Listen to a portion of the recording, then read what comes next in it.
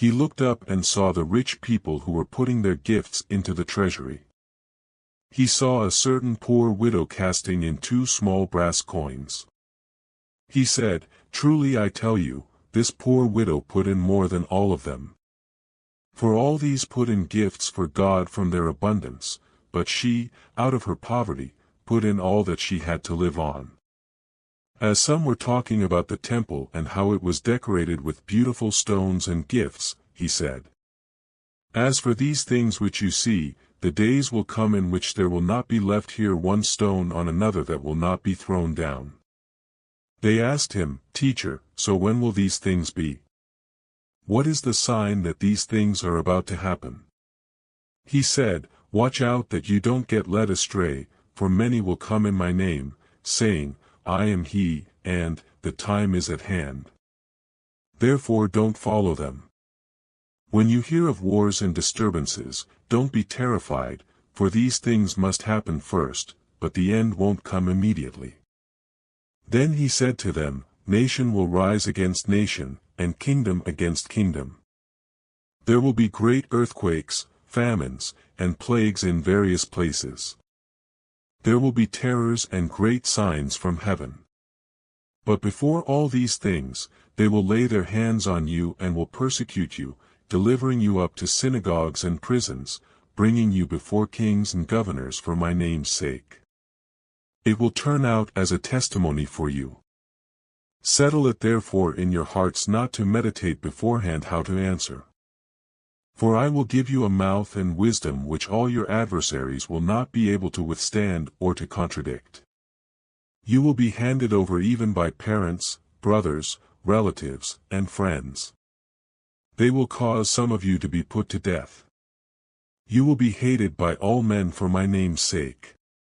And not a hair of your head will perish. By your endurance you will win your lives. But when you see Jerusalem surrounded by armies, then know that its desolation is at hand. Then let those who are in Judea flee to the mountains. Let those who are in the middle of her depart. Let those who are in the country not enter therein. For these are days of vengeance, that all things which are written may be fulfilled. Woe to those who are pregnant and to those who nurse infants in those days. For there will be great distress in the land and wrath to this people.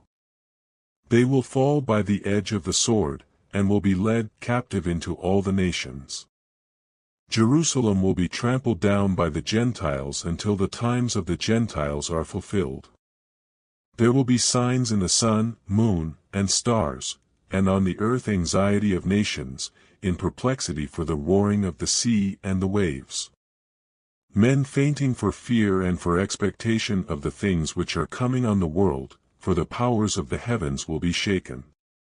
Then they will see the Son of Man coming in a cloud with power and great glory. But when these things begin to happen, look up and lift up your heads, because your redemption is near. He told them a parable. See the fig tree and all the trees. When they are already budding, you see it and know by your own selves that the summer is already near. Even so you also, when you see these things happening, know that God's kingdom is near. Most certainly I tell you, this generation will not pass away until all things are accomplished. Heaven and earth will pass away, but my words will by no means pass away. So be careful, or your hearts will be loaded down with carousing, drunkenness, and cares of this life, and that day will come on you suddenly. For it will come like a snare on all those who dwell on the surface of all the earth. Therefore be watchful all the time, praying that you may be counted worthy to escape all these things that will happen, and to stand before the Son of Man. Every day Jesus was teaching in the temple, and every night he would go out and spend the night on the mountain that is called Olivet. All the people came early in the morning to him in the temple to hear him.